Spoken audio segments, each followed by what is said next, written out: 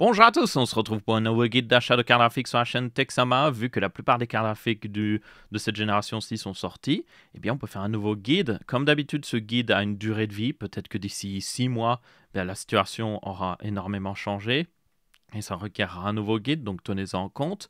Mais en attendant, on va regarder la situation actuelle. On va partir des cartes graphiques les moins chères et on va aller jusqu'aux plus chers. Et à chaque fois, je vais vous dire pourquoi vous devrez choisir cette carte graphique. Par exemple, oh, celle-là, elle fait pour le 1080p, celle-là, elle fait pour le 1440p, et ainsi de suite. Comme ça, vous pouvez aussi choisir selon vos prérequis, pas juste selon le prix. Donc, yep. Et je vais montrer aussi sur PC Part Picker, c'est un site pour information qui permet de voir les prix, comme vous pouvez voir d'une carte graphique, sur tous les sites d'un pays. Vous pouvez même changer de pays. S'il y a des cartes graphiques qui sont les moins chères sur Amazon, je vous mettrai aussi des liens affiliés Amazon, ce qui permet de soutenir la chaîne. Un grand merci d'avance. Mais si le moins cher c'est sur Top Achat, je ne mets pas de lien, vous pouvez aller acheter sur Top Achat.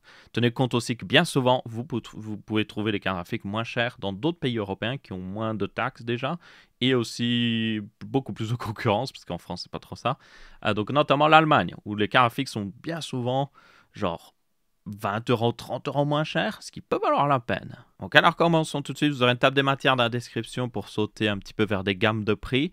Et en attendant, allons directement vers la première carte graphique. Alors ici on va parler de carte graphique neuve, mais la carte graphique la moins chère que je vous propose est à 200 euros. Si vous avez moins de 200 euros, la meilleure alternative, c'est le marché de l'occasion. Donc acheter des cartes graphiques d'occasion. Je pense notamment à tout simplement des RTX 3000 qui sont vendus d'occasion maintenant. Vous pourriez certainement en récupérer. Ou peut-être même des RTX 2000 en dessous de 200 euros. C'est tout à fait possible. Des 2060, des 2070, voire même des 2080 si vous avez un peu de chance. Même là, ce sera un peu plus rare. Mais du coup, le marché de l'occasion, tout à fait valide. Je vous toutefois dis de faire attention, c'est qu'acheter seulement sur des sites d'occasion qui ont une garantie, où vous pouvez renvoyer le produit s'il y a le moindre problème. Si vous achetez aussi une carte graphique d'occasion, testez-la pleinement pour voir si tout fonctionne tout simplement. Est-ce que dans les jeux, il n'y a pas des artefacts? Est-ce qu'elle ne se surchauffe pas? Mais le marché d'occasion est tout à fait une bonne alternative si votre budget est beaucoup plus serré. En attendant, nous, on va passer aux cartes graphiques qui sont neuves. La première, c'est évidemment la RX 6600. C'est pas une carte graphique incroyable, mais elle coûte 200 euros maintenant, donc ça, c'est un prix incroyable. Vous avez le modèle Pulse, qui est pas mal, qui est vendu justement 207 euros sur Amazon. Vous aurez un lien affilié, justement. Je tiens à rappeler bien sûr que je touche un pourcentage si vous achetez du coup via un lien affiliate pour que ce soit clair pour tout le monde, mais c'est pas sponsorisé par Amazon. Du coup, bonne carte pour du 1080p et elle fera l'affaire pour pas mal de gens. 8 Go de RAM, c'est pas ce qu'il y a de mieux évidemment, mais pour 200 euros on va pas se plaindre, donc yep, une bonne carte. Ensuite, si vous avez un peu plus de budget, ça vaut vraiment la peine selon moi. Si vous avez juste 50 euros en plus, vous pouvez passer à la RX 6650 XT. Pas plus de RAM vidéo, mais c'est une carte qui est beaucoup plus puissante, qui consommera aussi un petit peu plus et qui est vendue 255 euros sur Top Achat au moins cher. Donc ça, c'est vraiment, selon moi, un bon deal. Et je vérifie, oui, elle est bien en stock. Hein. Elle est même à 249 euros. Mais il faut rajouter les frais de livraison. Donc oui, une bonne carte. Ils ont même, vous avez un bundle Starfield? Non. Vous avez le bundle Starfield avec cette carte? Oui, vous avez le bundle Starfield, donc ma foi. Vous pouvez même avoir Starfield avec, ce qui, en réalité, va vous permettre d'économiser 50 euros si vous alliez acheter le jeu, quoi qu'il arrive. Donc ouais, ça c'est un excellent deal. Une très bonne carte pour le prix, franchement. Après ça, je le mentionne, vous avez la RX 7600 qui est techniquement la remplaçante de ces cartes graphiques-là. Elle est un petit peu plus puissante qu'une 6650 XT. C'est juste que elle coûte beaucoup plus cher, 287 euros. Elle a toujours 8 Go de RAM vidéo. Elle a même certains désavantages comme le fait que le slot PCI Express dessus est limité en x8. Donc si vous la mettez sur une ancienne carte mère en PCI Express 3.0, pas le meilleur. Elle consomme moins toutefois et elle a une architecture plus moderne. Elle a même aussi un encodeur AV1. Donc ça peut être un avantage si vous voulez utiliser cet encodeur AV1. Mais moi, je dirais plus de prendre la 6650 XT plutôt que celle-là. Vraiment, vous prenez celle-là si vous voulez l'encodeur AV1, une carte graphique qui consomme moins, mais que vous voulez rester aussi chez AMD. Après ça, on a aussi des RTX 3060 12 Go qui existent toujours. Je les recommande parce que c'est pas les meilleurs pour le prix. Clairement, vous avez des meilleures cartes graphiques pour le prix. Mais si vous voulez absolument une carte graphique Nvidia qui va durer un petit moment quand même, la 3060 12 Go reste honnête. Franchement, à 305 euros, ça va. La 4060 qui est sortie pour la remplacer est clairement plus puissante, mais vous devez tenir compte que elle coûte plus cher et en fait la différence de prix fait que ça revient à peu près au même. Et celle-là avec ses 12 Go, dans certains cas, devrait être plus future-proof en fait. Après, si vous croyez Nvidia, normalement, si tous les jeux utilisaient des techniques de rendu modernes, que ce soit justement le ray tracing et tout ça, oui, la 4060 serait plus future-proof. Mais on sait très bien la réalité que les développeurs sont un petit peu fainéants et surtout ont des deadlines et des budgets très serrés. Et du coup, yep, cette 3060 durera encore de très longues années sans aucun problème. Si vous jouez juste en 1080p, ça peut valoir la peine. Mais moi, je prendrais plutôt les cartes graphiques AMD, dont la prochaine, qui est la RX 6700 XT, qui est juste, selon moi, la meilleure carte graphique AMD depuis pas mal d'années. Elle est vendue maintenant 350 €. Comme vous pouvez voir sur Top Achat. Dispo sous 7 jours, donc ça veut dire que techniquement, elle sera bientôt en stock. Donc ça devra aller. Et elle est un petit peu plus chère aussi chez LDLC. Après, ça c'est un modèle Pulse de chez Saphir. Vous avez d'autres modèles qui existent des 6700 XT que vous pourrez trouver vers les 350 € et tout ça. Et je vous rappelle encore une fois, vous pouvez aller voir en Allemagne où des fois vous aurez un meilleur prix. Alors directement, on skip les 4060 Ti. Je déteste ces cartes-là parce que selon moi, elles ne donnent pas une bonne valeur pour le prix. Les anciennes RTX 3000 aussi, il y en avait qui étaient, du coup, il y avait des fonds de stock de 3070 ainsi que 3060 Ti. Ces fonds de stock semblent être épuisés maintenant, donc il n'y a même plus de bons deals là-dessus pour ceux qui se demandent. Mais si vous en trouvez une 3060 Ti pour genre un peu plus de 300, de 300 à 350 €, je dirais, ça vaut la peine.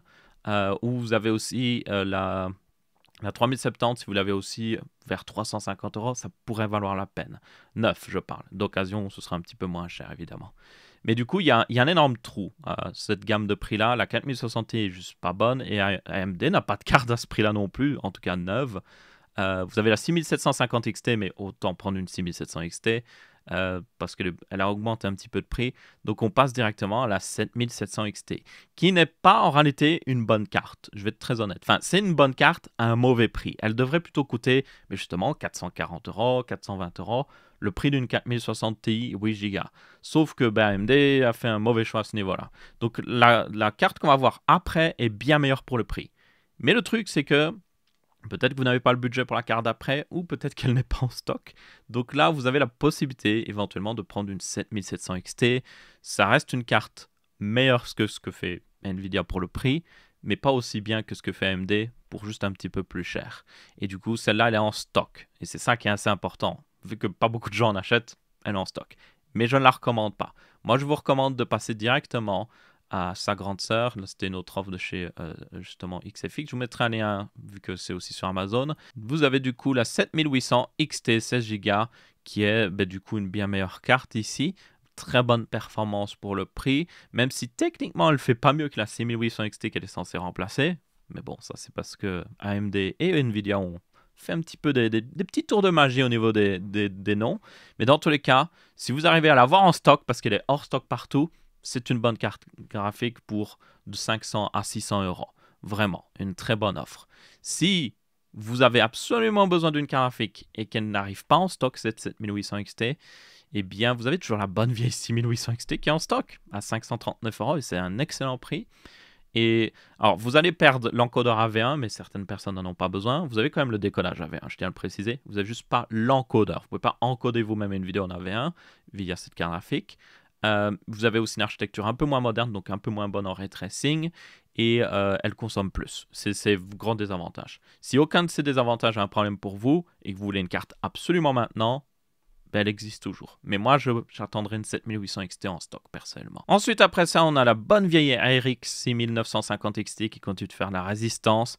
C'est une carte qui est juste excellente pour le prix. La 7800 XT fait techniquement mieux pour le prix, mais la 6950 XT ici est plus performante. Elle est même plus performante qu'à la 4070, même la 4070 Ti, elle n'est pas très loin, et pour beaucoup moins cher. Son vrai problème à cette carte, c'est qu'elle consomme beaucoup. Donc si la consommation n'est pas un problème pour vous, n'hésitez pas. Mais moi, personnellement, je préférais prendre la 7800 XT qui consommera moins, qui est un peu moins performante, mais qui est mieux équilibrée pour à peu près tout le monde.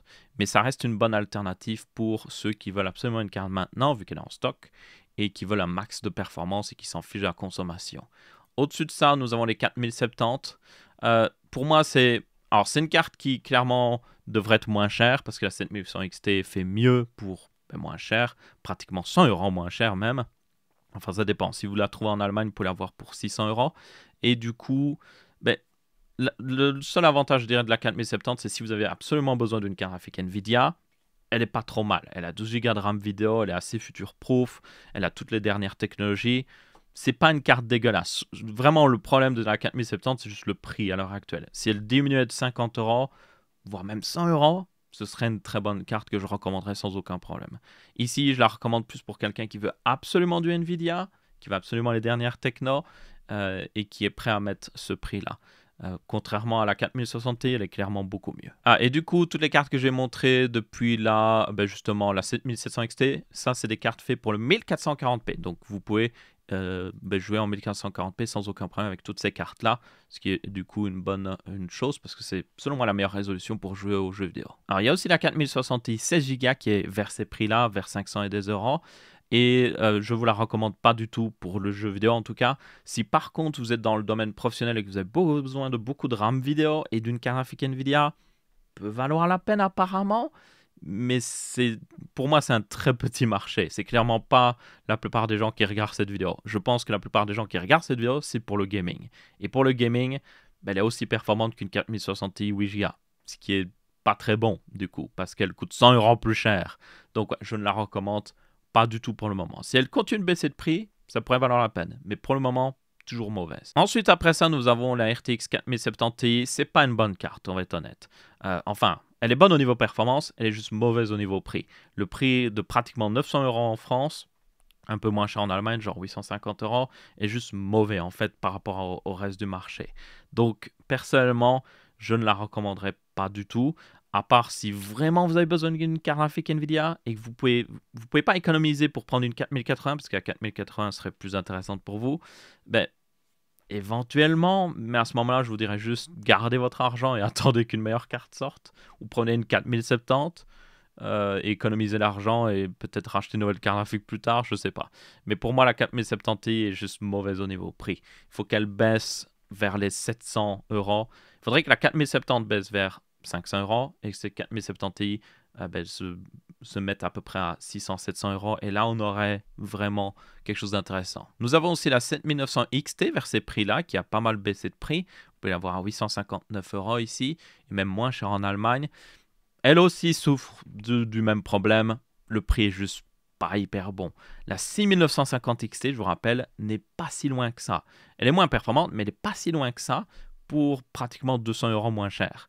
Et ces 7900 XT, même s'ils consomment moins, ne consomment pas non plus beaucoup moins pour justifier de peut-être la prendre par rapport à la 6950 XT. Donc, c'est pas une carte que je recommanderais forcément. Moi, je prendrais celle d'après. Et du coup, celle d'après, c'est la 7900 XTX de chez AMD. Et ça, c'est certainement l'une des meilleures cartes graphiques ultra haut de gamme que vous pouvez acheter. C'est une carte graphique aussi qui vous permettra de jouer en 4K. Les cartes qu'on a vues jusqu'à maintenant, avant, peut-être la 4070, vous pourrez faire un peu de 4K, mais c'est plus de 1440p. Ici, c'est une vraie carte pour du 4K. Parce qu'elle arrive à dépasser sans problème la 4080 et même dans certains jeux, se rapprocher de la 4090, même si la 4090 reste le top du top. Aussi au niveau prix d'ailleurs, on la verra après. Du coup, 1049 euros, au moins cher que je l'ai vu, sur Amazon, vous aurez un lien affiliate. Et vous pouvez aussi la trouver pour information d'autres modèles sur, encore une fois, Amazon. Vous avez un modèle Gigabyte ici, donc je vous mettrai les options si vous voulez. Mais vous avez aussi la possibilité, évidemment, de peut-être aller l'acheter en Allemagne. Donc si on regarde 7900 XTX, eh bien, vous pouvez l'avoir jusqu'à 977 euros. Alors, ce n'est pas forcément un site que vous pouvez commander, voilà, c'est Mindfactory, mais sur Case King, elle est à 1026 euros, un modèle ASRock, et il y en a certainement d'autres modèles, justement, pour pas trop cher. Donc, ça vaut la peine d'aller voir en Allemagne pour justement une carte graphique moins chère.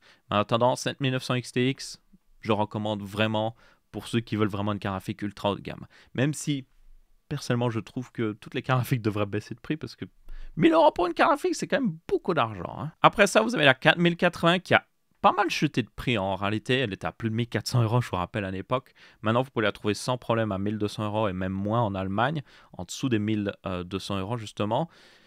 C'est pas une bonne carte pour le prix. Hein. On va être honnête, la 7900 XTX fait mieux, pour moins cher, pratiquement 200 euros moins cher. Et elle fait beaucoup mieux même dans pas mal de jeux. Le seul avantage à 4080, c'est si vous voulez absolument une carte graphique Nvidia, encore une fois, si vous avez besoin de ces coups d'accord peut-être pour le domaine professionnel, ou si vous voulez les dernières technologies d'Nvidia que vous les trouvez intéressantes, la 4080 reste une option viable. Mais elle est vraiment chère. Genre vraiment, la carte n'a aucun problème. Le problème de la carte, c'est le prix. Et c'est souvent le cas avec Nvidia. Les cartes sont bonnes, les prix sont pas bons. Donc là, 1200 €, c'est vraiment cher pour cette carte. S'il était à 900 €, ce serait un deal incroyable. 900 à 1000 €, ce serait génial. Mais ouais, en attendant, c'est ce qu'on a. Et puis évidemment, pour ceux qui sont qui ont plus d'argent que de sens, la RTX 4090, ça reste la meilleure carte graphique qui existe au monde, de loin. Elle a les meilleures performances, elle est parfaite pour le 4K, c'est une carte graphique ultime. Mais elle a un prix ultime, 1700 €. Elle a baissé en prix en réalité, hein, avec ces derniers mois. Donc vous pourrez la trouver même encore moins chère en Allemagne. Vous avez peut-être aussi la possibilité d'avoir un modèle Founder Edition. C'est le cas d'ailleurs de la 4070 et de la 4080. Il y a des modèles Founder Edition, je rappelle, mais ils sont hyper rares en stock. Mais vous pourrez les avoir moins chers peut-être. Du coup, cette 4090 est la meilleure carte graphique qui existe. Mais si vous l'achetez, vous allez avoir un énorme trou dans votre portefeuille. Et encore une fois, je rappelle que toutes ces cartes, vous pouvez éventuellement les trouver en Allemagne pour encore moins cher. Moi, je mettrai encore une fois des liens affiliés vers Amazon.fr pour toutes les cartes qui sont en stock là-bas et qui sont intéressantes. Si elles ne sont pas en stock là-bas ou qu'elles ne sont pas intéressantes au niveau prix, je ne vous mettrai pas de lien. Donc là, vous pourrez aller voir sur Top Achat ou d'autres sites français. Si vous voulez regarder les prix, PC par Picker est pas mal. Vous avez aussi un site qui s'appelle GPU Tracker pour traquer un petit peu les prix. Et sinon, juste rechercher par vous-même. Et comme ça, vous pourrez normalement peut-être trouver les meilleurs prix pour toute l'Europe. Et je vous rappelle que tant que le site est respectable, vous pouvez commander une carte graphique sur un site de n'importe quel pays européen. Et puis, si vous avez des problèmes de garantie, vous voyez directement avec la marque de toute façon. Donc, il n'y a pas trop de problème à ce niveau-là, acheter par exemple en Allemagne ou même en Espagne. Bref, dans tous les cas, c'est tout pour ce guide d'achat de carte graphique. J'espère que vous l'avez bien apprécié. Si c'est le cas, vous pouvez laisser un pouce bleu. Si ce n'est pas le cas, vous pouvez laisser un pouce rouge. On se retrouvera pour la prochaine vidéo et je vous dis ciao ciao.